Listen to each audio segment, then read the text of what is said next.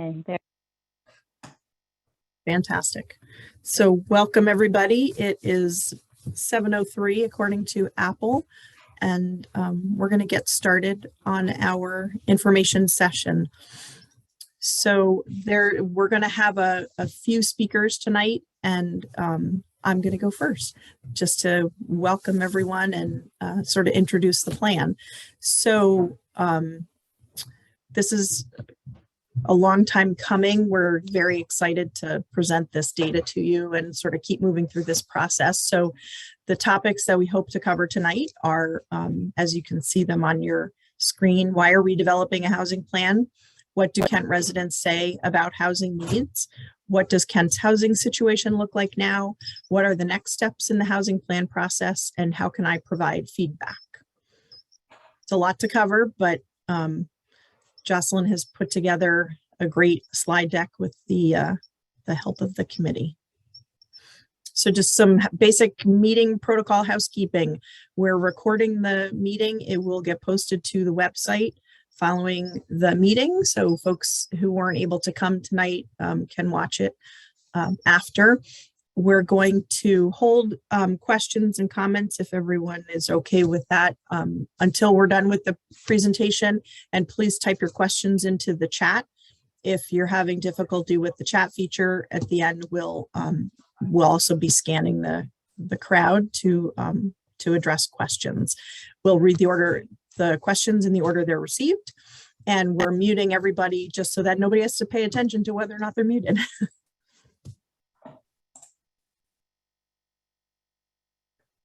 And so some months ago, the Board of Selectmen put together the Housing Plan Steering Committee, and this has again been a sort of long work in progress. Jocelyn Ayer is the consultant providing technical assistance. We were, with her help and the COG's help, so the COG is the Council of Governments. With their help, we applied for and were awarded a grant to cover the costs of the consulting fees. So this process that we have a professional helping us walk through is costing us nothing because of the grant. As you can see on the screen, there are the various steering committee members, and as it was, so Jocelyn has done this process for many other towns. It was a stakeholder membership versus a sort of open membership, because they're looking for those subject matter experts in the different pieces and parts that will need to make up the plan. The steering committee meets monthly on the fourth Wednesday. All the meetings are open to the public. We post the agendas and minutes all to the Town of Kent website. So unless I missed anything, Jocelyn, I'm going to hand this off to David Birnbaum. I think I was going to cover this, but okay. Yeah, there's just a couple. Yes, you're right. I was going to cover real quick, and then we'll get to David, I promise. I don't have to panic that I'm reviewing slides I don't cover. No, no. So we just wanted to give everyone, and again, I want to say hello and also welcome everyone and thank everybody for attending tonight to hear about this topic. One of the questions we get is sort of why are we doing this? Why is the town of Kent creating a housing plan? One reason is that the state legislature did pass a law called 830J that does require every municipality in Connecticut to have a housing plan by June of 2022.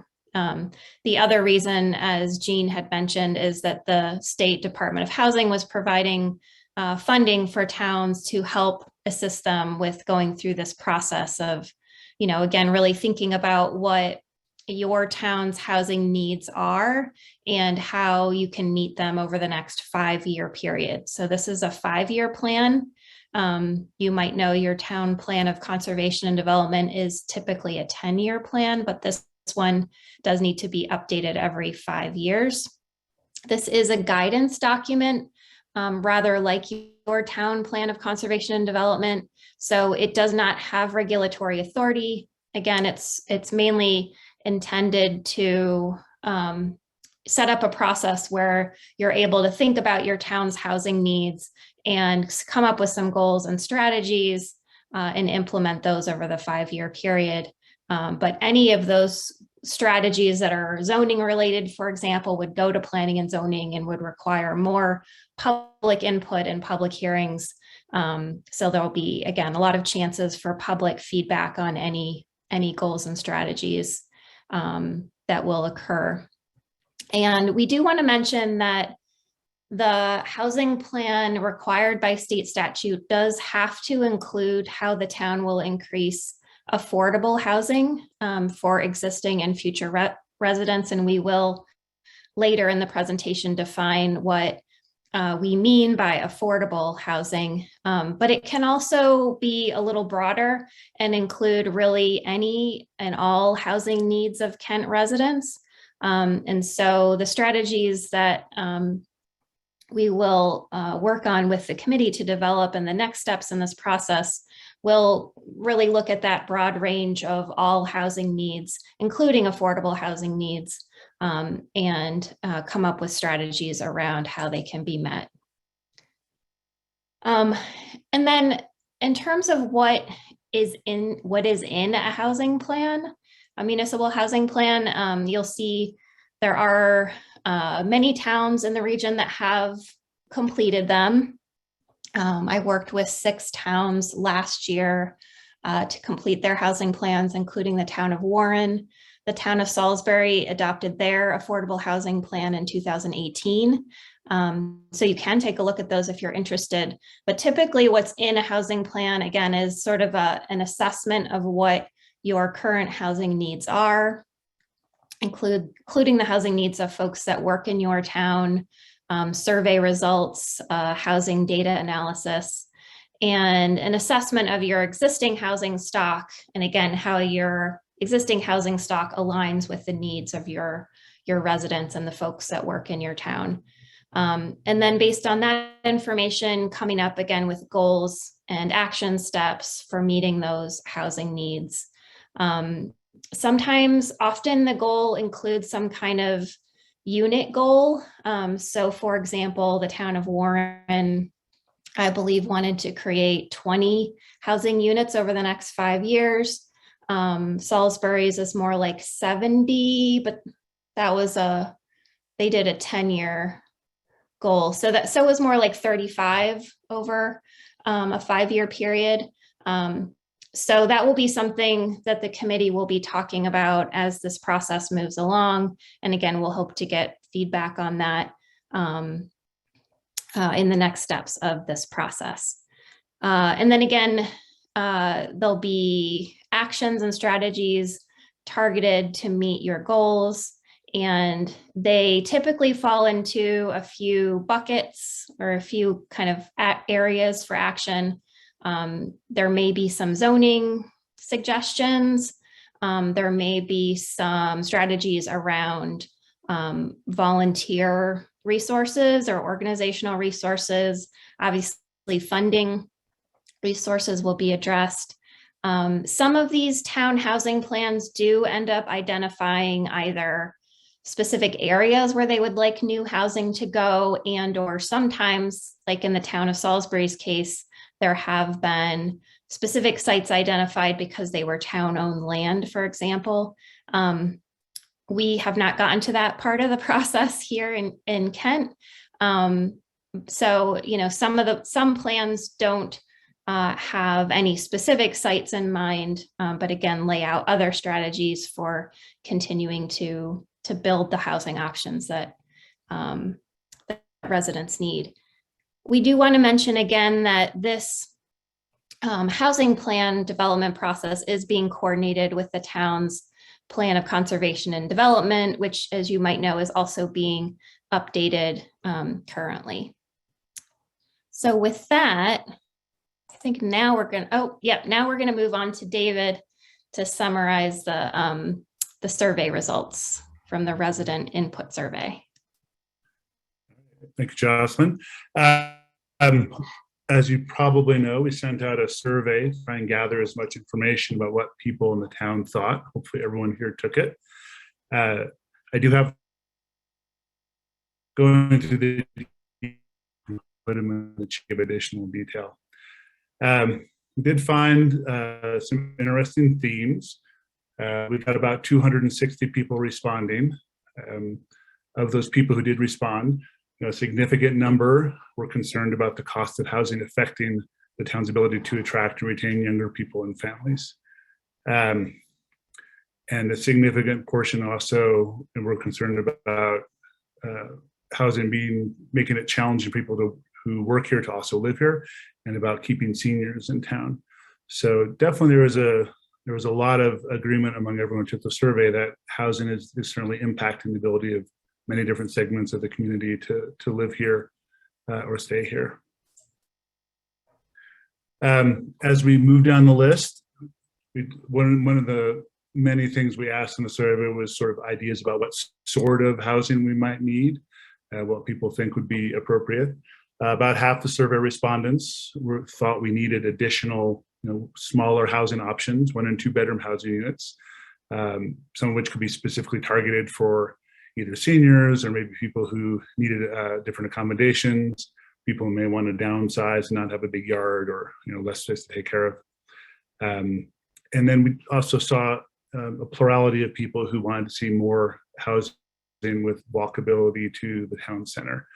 It was clearly something people maybe didn't want to live further out and want in a small house and have to drive to get to shopping or restaurants and that thing. Another question we thought was interesting to highlight was people thinking about either parents or children might have to leave Kent because they're unable to find housing. And again, it was a plurality thought that was definitely going to be the case. Another chunk thought they weren't sure, and then another piece of the survey response didn't feel that was an issue. So certainly across all the results, we definitely saw some, kind of a consistent theme about a big chunk of people think that affordability is an option for different classes within the town. There are different segments of the town. One of the things we asked about specifically was accessory dwellings. I'm sure a lot of you are aware of what those are, but that's the option to, on a property in the rural zone, to have a second unit of housing. About half people were not aware that that was an option. That's a way to increase housing density slightly. We also asked about whether or not people would need a grant or loan, or maybe professional advice on how to permit and build such a piece of housing. This is an option certainly we'd be looking at as a way to create more units that maybe are not necessarily in the town center or in a housing development. I think that's it. I think it's my turn again, David. In the chat, and I'll try to be able to answer them. Oh, thanks, David. The next part of the presentation is just a few slides on what Kent's housing situation looks like now. So the committee, again, went out and did the survey. Thank you to all of you who responded. So that's information the committee is able to, look at when going on to the next steps in the housing plan process. We also collected data around demographics and your existing housing stock. And this is just some kind of data points. Obviously, every town wants to have a range of housing options for folks in different parts of their lives. 78% of Kent's housing stock is just one kind of housing. And this is pretty typical, as you might know, across small towns in Northwest Connecticut. We have a kind of one size fits all approach to housing, where a majority of our homes are single family detached large lots with 3+ bedrooms, which does work pretty well for families with children. But as we saw from the survey results, there are a lot of households that would like to potentially downsize to a 1 or 2 bedroom. And there are certainly less of those options in Kent.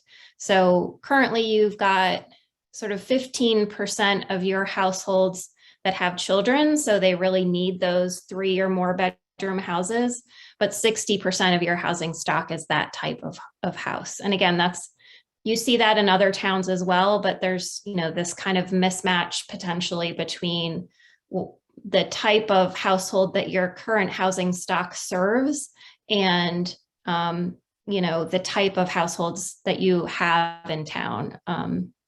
So that's one thing we looked at. This won't surprise most of you, I think, to know that the median sales price in the town of Kent has been rising. Just in the last year, it rose over $90,000. Obviously, that is affected by COVID and a general, high demand for housing and lack of supply. But obviously, this makes it even more challenging than it was before for folks who do want to buy a home in Kent, or people who want to get into, purchasing their first home. In terms of, if people want to move to Kent, maybe, and not own or, rent for a while they, try to come up with a down payment. For example, there really is a lack of rental housing available in Kent. Again, we're seeing this county-wide, but certainly Kent as well. Currently on kind of the major platforms for finding a rental apartment, there's only 3 homes listed for rent in Kent.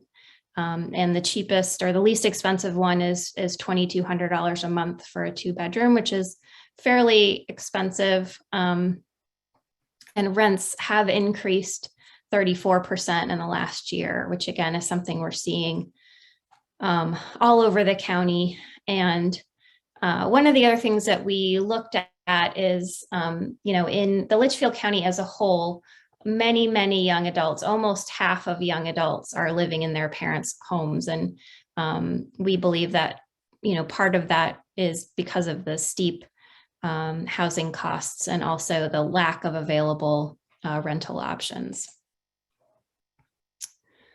So as I was mentioning with the rise in the median sales price in Kent, again, access to ownership for renter households to purchase their first home has become even more challenging than it was before.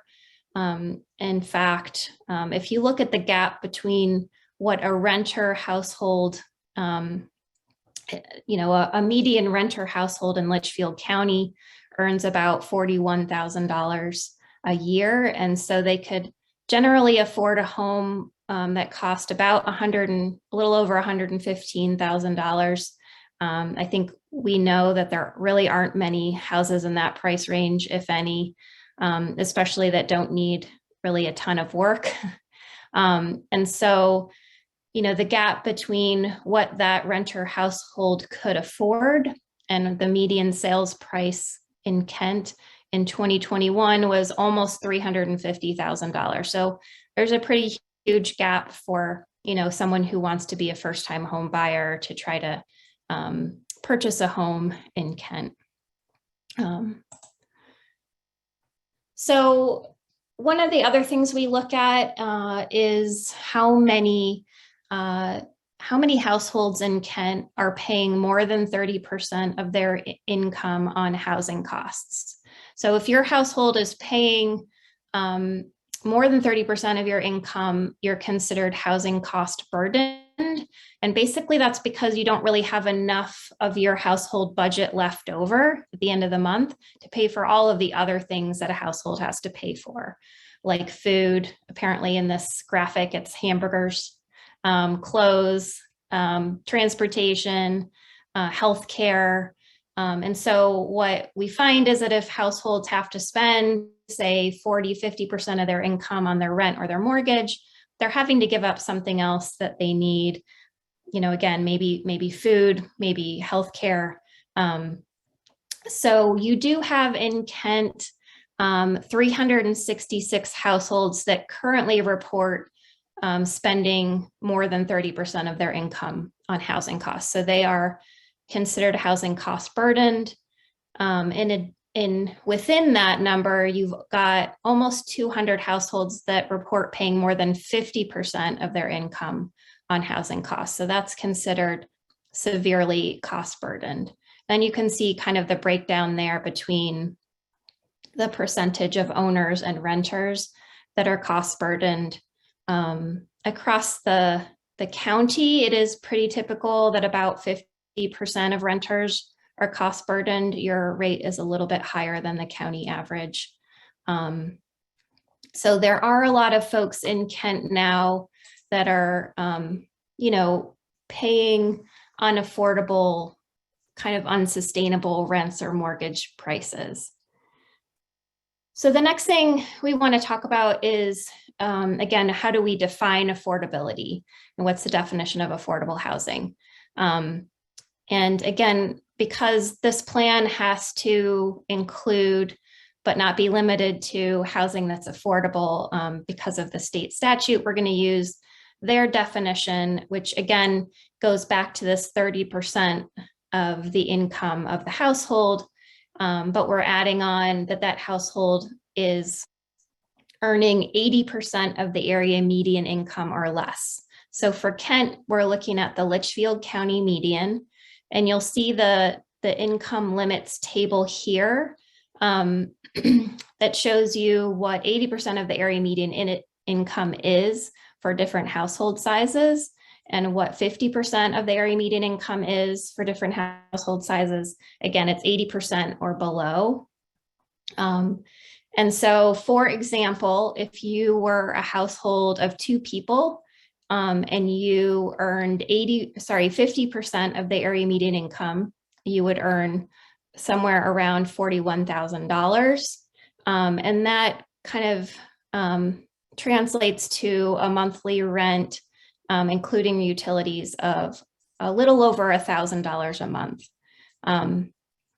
So that would be an affordable rent, and that would qualify as affordable housing for the state's definition.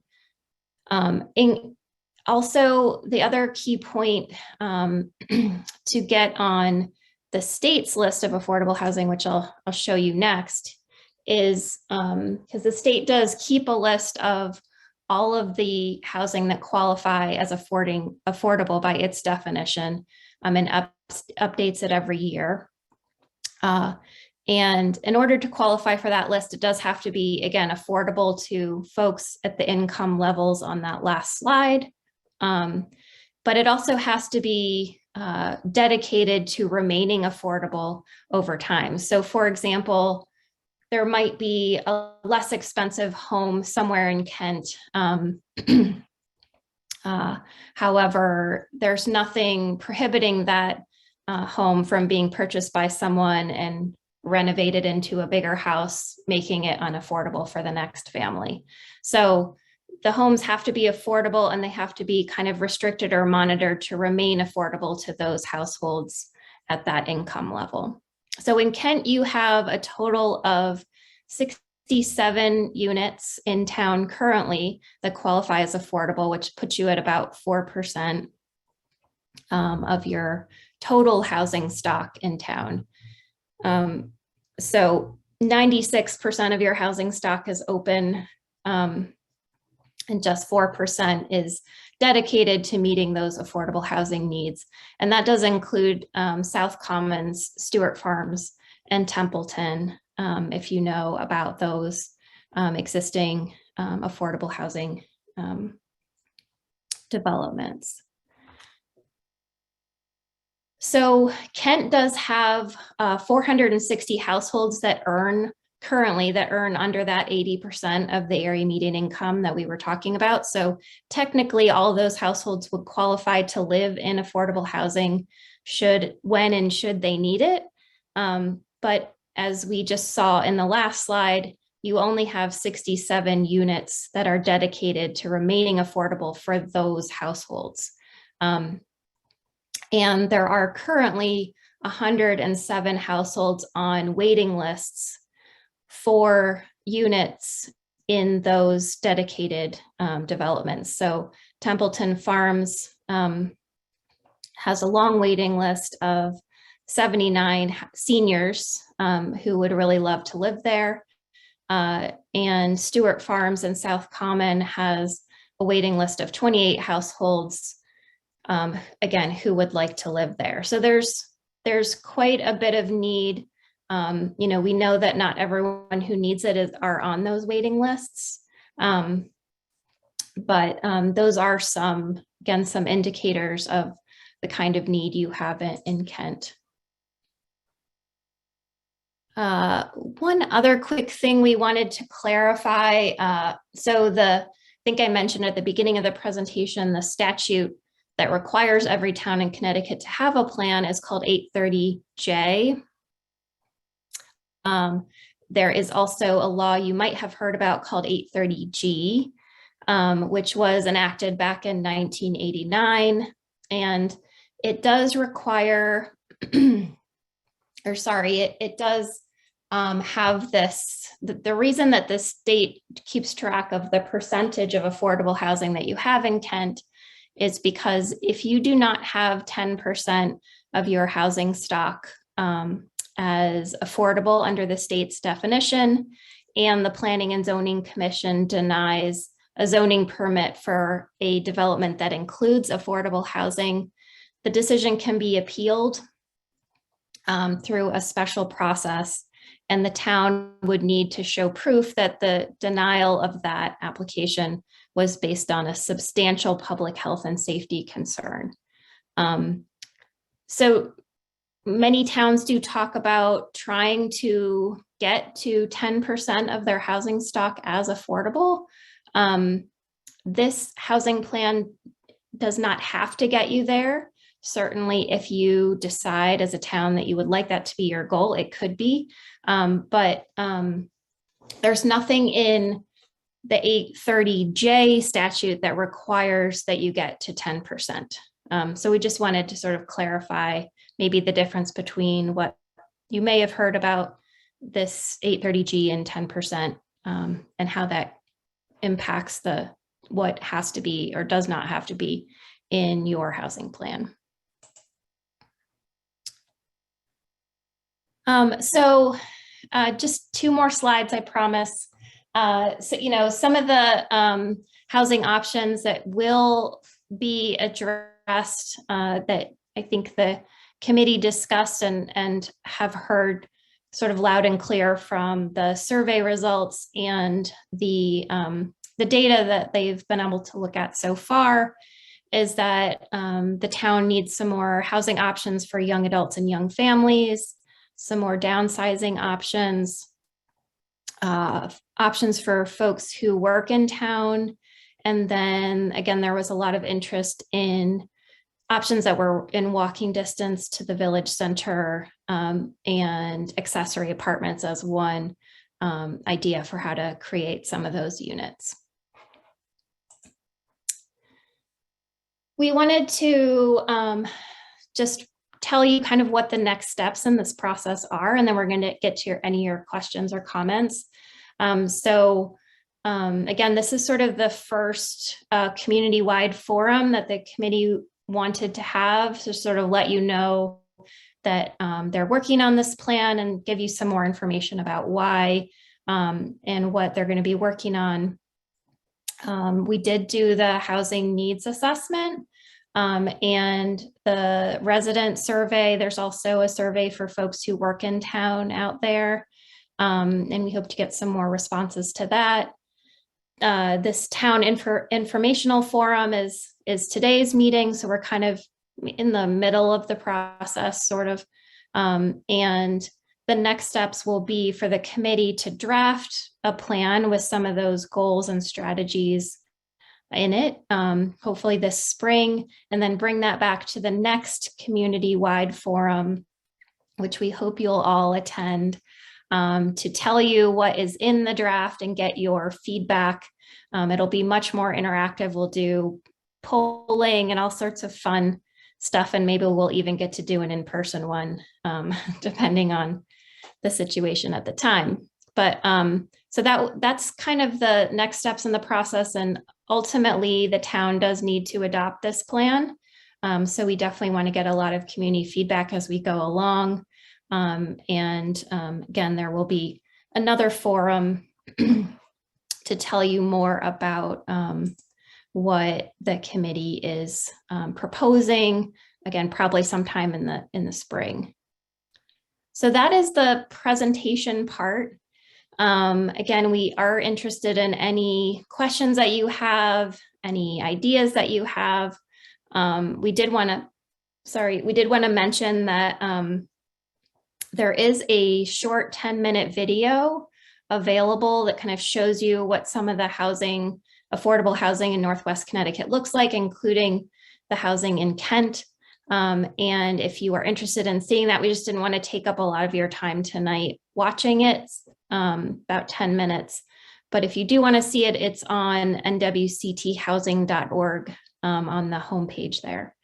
But so I'm going to stop sharing here, and we can take any questions or comments that you have. So Jocelyn, Jean let me know about a question that came in while you were speaking, and it refers to your comment that some towns have actually picked out locations where they think housing might be able to go. And so that questioner said that, that they heard you say that we hadn't discussed that yet in our committee meetings, but is there any indication that this committee would designate locations in the eventual plan? That's the question. Well, I will just say it's not, again, unless the site itself is town-owned land, it isn't very typical to pick a specific site. Sometimes, again, there's an area that is picked to focus on, like, areas that are in walking distance or already have water and sewer, for example, but the committee really hasn't talked about that yet. So yeah, there aren't any sites that are being discussed at the moment. Is that accurate, committee? Yes. That's accurate. A question came in from Steve Penner. Was there any research into how much of the town's housing stock is owned as a secondary resident? And then a companion question to that is, do we know how much how much of our housing stock is being used as short-term income-producing rentals? Good questions. I actually just went on Airbnb the other day because David asked me a similar question to just look at how many Kent residents were on Airbnb. It was not a scientific study. There were maybe 10 homes. They appeared to be the whole home, not necessarily an accessory apartment. But that wasn't a scientific study. We do find that folks renting their homes for short term on platforms like Airbnb has reduced, over the years, the number of rentals that are available for folks year round, for sure. So that has definitely had an impact on your stock of rental housing. And I'm just trying to pull up the data that we collected on vacation homes or kind of seasonal weekend homes. Yeah, I have that up. We did ask the question, and we had 0 people in the survey say they were renting it for short term. We did have 6 people that had accessory dwellings rented for long term.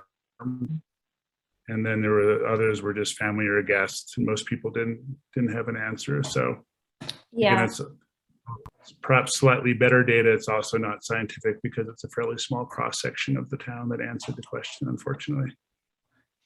Yeah, and then to your question about sort of units that are used seasonally or on weekends, for example.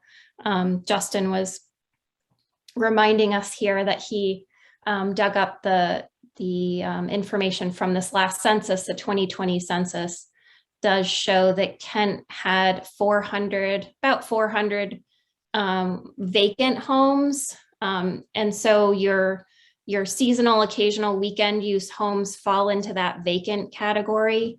We don't yet have the breakdown of exactly how many of those are seasonal, occasional homes, but we do know, according to the American Community Survey data, most recent, they had around 261 homes in that category, which is about 70 to 20% of your housing stock is again used or has typically been used weekends or seasonally. So that, again, that is a pretty big chunk of your stock.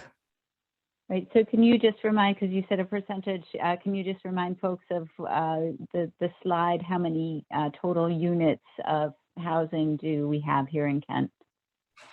Yep.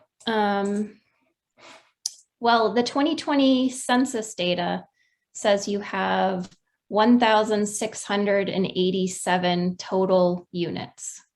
You have 1,285 occupied units and 402 vacant units. And again, that a big chunk of the vacant units are actually weekend or seasonal homes. Okay, thanks. We have a couple more questions. Leanna asks, the private schools provide housing to faculty and staff. So how are we treating that housing in our plan? And how are we addressing that in terms of characterizing the needs in our town? Yeah, I think that's a good question. Obviously not anyone can live at the housing, at the boarding schools. You've got to work there to live there. It is, the private schools obviously do impact the housing stock in terms of, occasionally they purchase homes on the market and have them, again, then just available to their employees.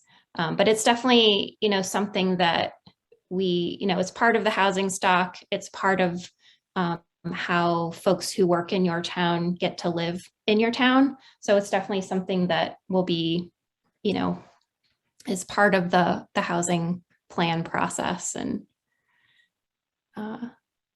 Virginia has her hand up. We can, why don't we do Virginia's, and then I went through ownership and found 19 properties in Kent, condos and houses that belong to the Kent School. And that's where they put some of their faculty that they do not keep on their campus. They have a lot on their campus as well, but they take 19 homes out of the total in Kent. Approximately. I'm not sure in every case that my count is accurate, but it's pretty good.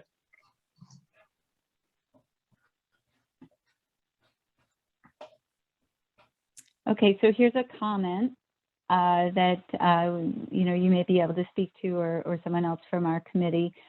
Today's presentation concentrates in part on young people and seems to assume that young people don't live in Kent because housing is too expensive. But is that accurate? This commenter notes that as a parent of a young person, that it may also have to do with the amenities that are available in Kent, and whether or not that would attract young people. So I guess that kind of gets to a question: if we build it, will they come? To me, this is why it's so I guess, fortuitous that we're doing this at the same time as the POCD, because obviously those issues are related. But Jocelyn, if you want to speak to how that's come up in other towns, I'd be interested to hear. Certainly there are, I mean, again, and the committee can speak to this even more than I can, because they are Kent residents. And you all probably know some young people that couldn't afford to live here, and so they don't, or they're living in their parents' basement, or garage apartment, for example. We do know that, yeah, I mean, not everyone wants to live in a small town. Not every young person does, but we have also, a fair number of folks that responded to the survey and that are on waiting lists for other affordable housing, who are young and don't have those options in town currently. I don't know if any other committee members. Survey on that. Yeah, I can add some more color from the survey on that as well. We did ask, we put kind of a grid together to ask what people thought about different cohorts: young people, older people, people who are perhaps in fire, ambulance, municipal services. The full survey results are online on the town website if you go to the Board of Selectmen. But I think well, we don't want to make any universal statements like all young people are having trouble finding housing in Kent. It's clear that there are either majorities or significant pluralities where they find that the cost of housing is certainly impacting their ability to stay here if they do want to stay here. And obviously every family and every individual has their own desires about what kind of environment they want to live in. But if somebody does want to live here and they find they're forced out because it's just impossible to find affordable housing, or housing they can afford, even if you want to use that term, obviously that's something we should be looking at as part of our overall planning process.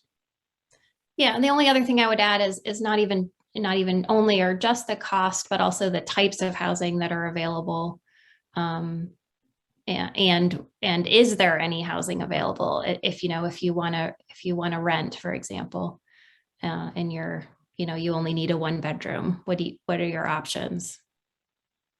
So. Okay, a question, if we know, what percentage of Kent residents who make 80% or less of AMI own their homes? And is affordable housing limited to rental housing? If not, how does that go?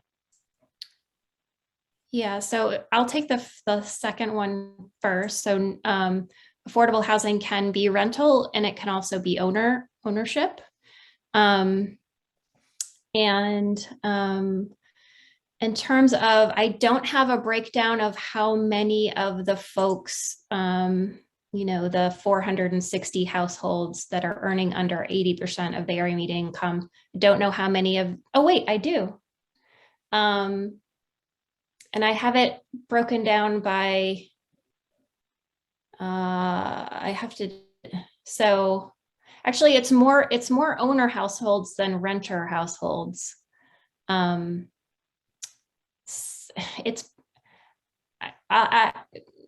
I can tell you by different income tier, but that might be onerous. For example, households earning between 50% and 80% of the area median income, there's 135 owner households in that category and 80 renter households in that category.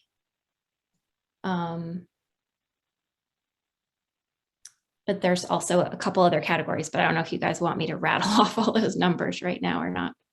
But we do have that breakdown, and we can put that in the plan as well. So a question, what proactive steps are towns, towns akin to ours and others nearby taking to spur desired housing? And so what would you consider to be good examples out there that we might look to?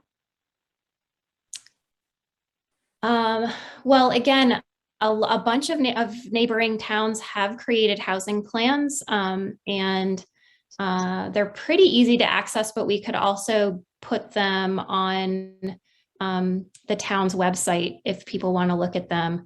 Cornwall has a recently adopted housing plan, Warren, Washington, Salisbury. So a lot of them have a lot of good ideas and a lot of action steps that they have taken, are taking, and are planning to take. Again, I think that I just don't know how long you guys want me to talk about specific strategies or ideas, or again, they sort of fall into those general categories of, there's usually some zoning recommendations, although I will, I'll do a shout out to Kent's Planning and Zoning Commission, because I think that they have been great and proactive over the years at creating zoning that does allow some, housing choice compared to some of the neighboring towns in our area. But again, certainly there's some zoning related suggestions that can be made at times around creating some of those, 1 and 2 bedroom options that might be needed, or downsizing options. Again, the other buckets are, funding possibilities. There are some towns that have created sort of a housing trust fund.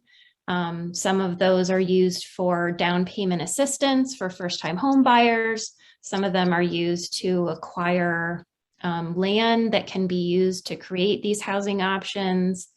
And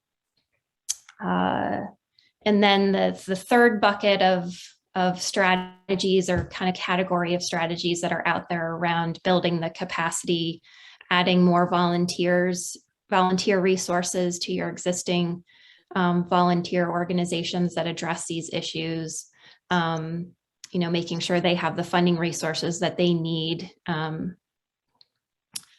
So those are kind of the general categories, and all of those towns that have created housing plans have, pretty specific ideas about how they can do things in each category based on where their town is now. Thanks. I am noticing that Bill Bachrock has his hand up, so go ahead, Bill. Just a couple of comments and ending with a hope for the committee. My first comment is I don't know that there's a town that has a better steering committee to develop their affordable housing plan than Kent.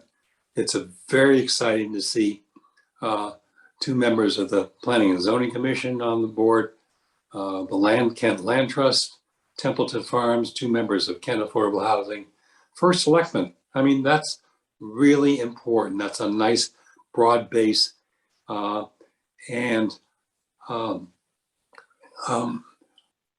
We should grapple with the idea that over the last 20 years, probably the only affordable housing that's been created in Kent have been the 37 rental units that have been created by Kent Affordable Housing.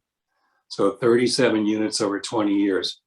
I don't know if Kent Affordable Housing can keep up that track record. It's not 20 years we're talking about, it's 5 years. So divide 5 into the 37 and you get about 8 units that Kent Affordable Housing might be able to come up with. And I think my hope is that all these other important members of the committee will be able to go to their constituencies, to the Planning and Zoning Commission, and get the modifications they need.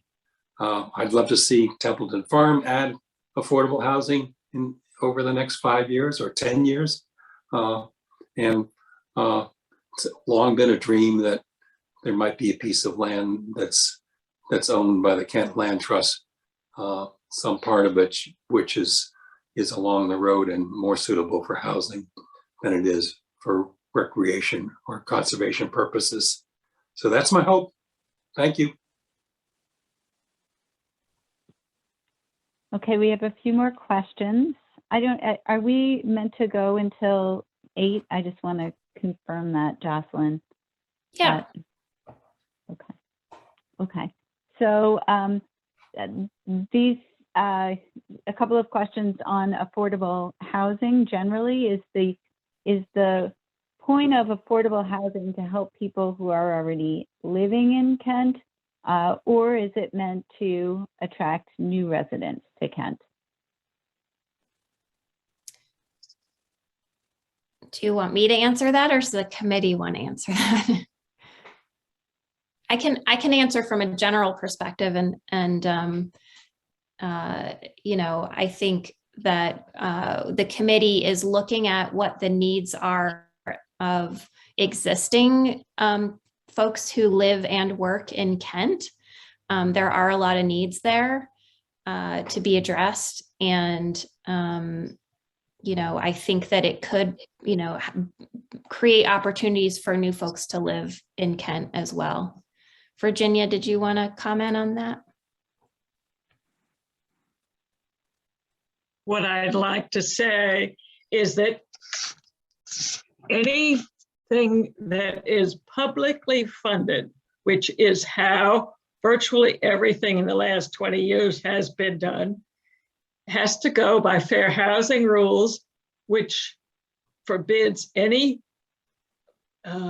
priorities given for race, gender, and previous lodging, previous residence. So no, we cannot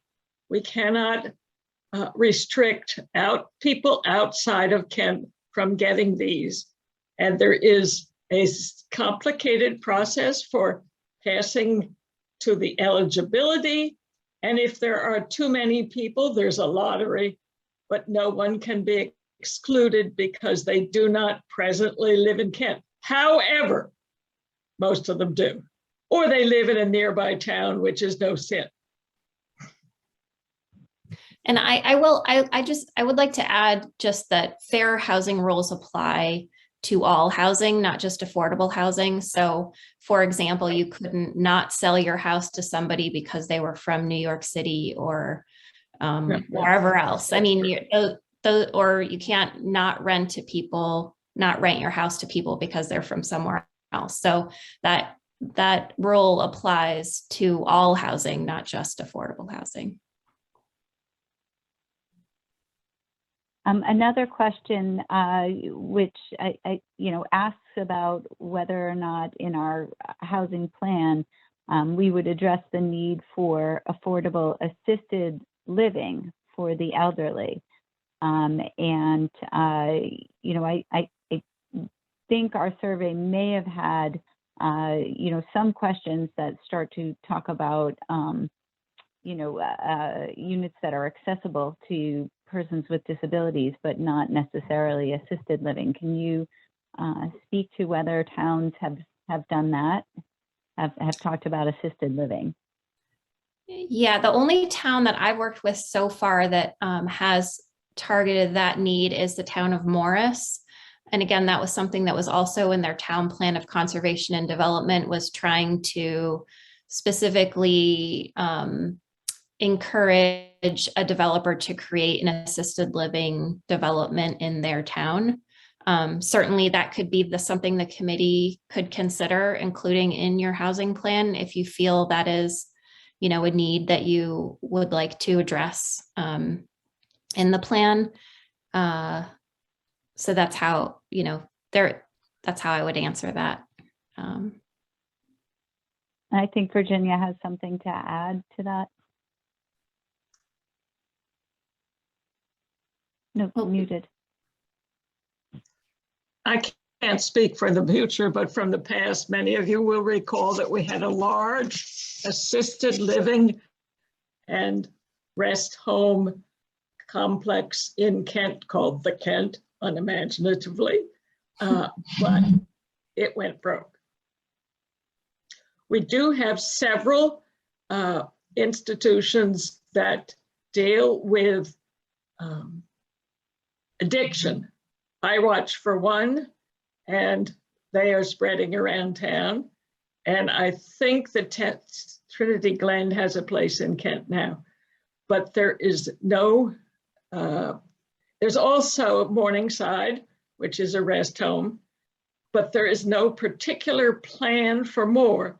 The Kent specialty care place went broke because they didn't have enough people coming in to make the budget work. So I don't think that's a major concern. So just to dovetail on what Virginia was saying, the Kent was, so assisted living is a little bit different from what the Kent was. The Kent was a skilled nursing facility, which provides, it's a, medically based, has to get licensure from the Department of Public Health. And I believe an assisted living facility would also have to get, you would have to have licensure from the State Department of Public Health. So there is, and there's lots of sort of different levels to those assisted living models. But it is another valuable model that I think is worth looking at, because as folks want to, everybody wants to, we all want to age in place.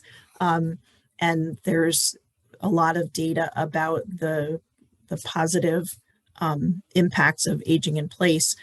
And when that transition needs to happen where you can no longer age in place,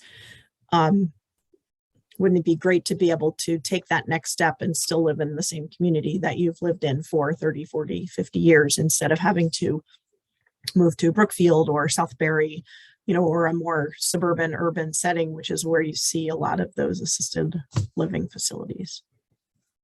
I will mention that the committee, I think 3 meetings ago, when we started talking about accessibility, it started out as a conversation about for seniors, and then it segued into more just about accessibility in general, without saying if it's for someone who's older or just has a need for accessibility. But I think our housing plan, based on the conversations of the committee, we'll talk about it more generally as opposed to being specific to one particular group of individuals. So it is 8 o'clock, and I don't know if, we haven't quite made it through every question, but we did take them in order as promised. I don't know if Jocelyn, you or Jean want to say some closing remarks, or what you would like to do now that our hour is up. I mean, I guess I would say stay tuned. We would love for you to come to the next forum, again, where we get into more details about what will be in the housing plan for goals and strategies. And again, have a more interactive forum where we can do some polling, see what strategies you like, what strategies you don't like. So please come to that. I'm happy to stay on and answer more questions. And also, obviously you can at any time reach out, Jean, I will say, to Jean. And if she can't answer your question, or if she wants to forward it on to me or the committee. Also, again, the committee does meet monthly, and those agendas are posted on the town website. So you can attend those if you would like as well. We'll also get the link to the video posted to the webpage, and some other documents and links out to the survey results, things like that. So we'll start to populate that page with some more information. How many more questions are there, Connie? Well, they keep popping up. The more we say, the more questions arise, which I think is a good thing. But there's a question about, and you likely know more about this than I do, about conflict of interest issues that came up in Goshen when the people that created the housing plan were also on the housing trust or the P&Z, and that possibly that caused problems with conflict of interest state regulations. No, it did not. Okay. Again, the housing plan is a guidance document. It's not a regulatory document. And it is important to have those stakeholders at the table. It's important to have some members of planning and zoning and some members of your local housing organization on the steering committee, so you can get the benefit of their expertise and their ideas. Again, the plan itself does go typically to the Board of Selectmen for adoption through a public hearing process that everyone has a chance to weigh in on. But there's no conflict with having members of planning and zoning or members of a local housing organization on your steering committee.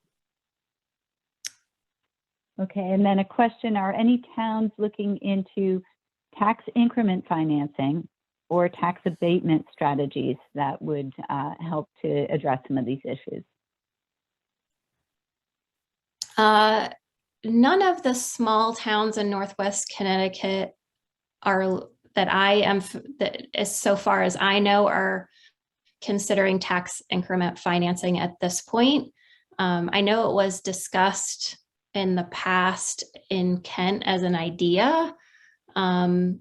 It's a little bit harder for a smaller town to implement a strategy like that, which is kind of like a more, it requires some capacity and some,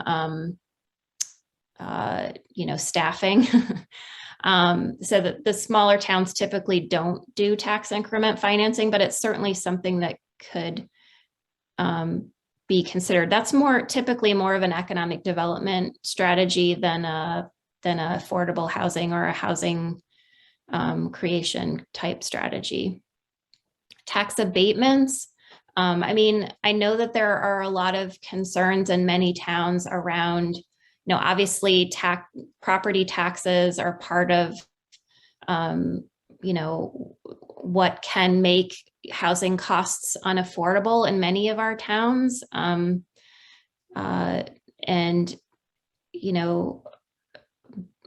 But not very many of none of the plans that I have done have dealt with, property taxes or abatements. They've been more focused on creating the opportunities and creating the rents and mortgages that are affordable to folks, so they can afford to pay their property taxes.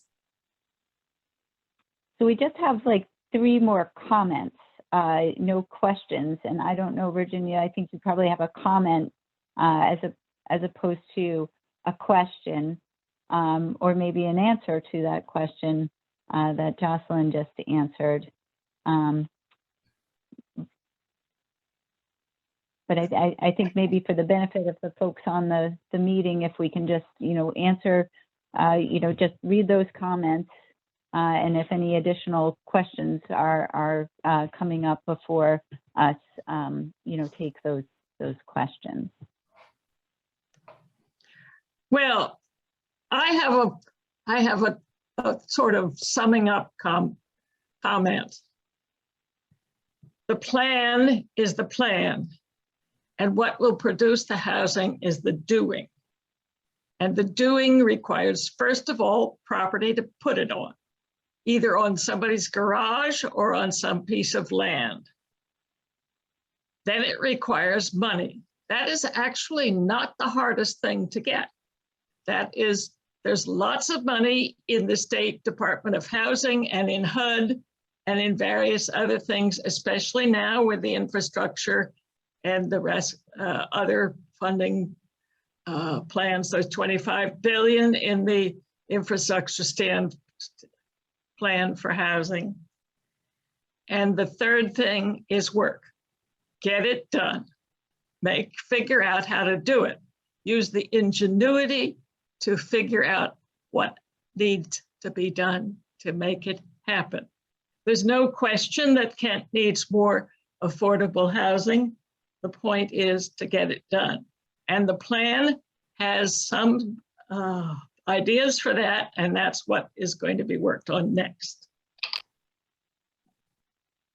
Okay, so the 3 remaining comments, we have a positive comment in favor of the idea of assisted living for seniors. We have somebody who, offers to volunteer her knowledge as an occupational therapist regarding aging in place. So kind of a vote in support of Jean's comments to that. And then one final, observation that if faculty and staff of the private schools are included in the population statistics, then that might be necessary for us to include them in our analysis in the plan, because otherwise we'll be out of wonk. So that's something for our committee to consider when we reconvene and begin to start talking about the plan. Thank you, Connie. All right, so I think we can go, but thank you everyone for your time. And again, we hope you'll come to the next forum. Jean, anything else? I don't think so. This has been great. I appreciate so many people on the Zoom on a Wednesday, on what's becoming a very chilly Wednesday night. Thanks, David, for dialing in. I think you win the t-shirt for the furthest dialed in. And yeah, just thanks to everybody, not only in the community, but also on the committee we meet diligently, and we're really making really good forward progress. Alrighty. Thank I'm going to you. call this Cool. adjourned. Have a good night, everybody. Careful of the snow. Thanks, Jocelyn. Coming. Thank you.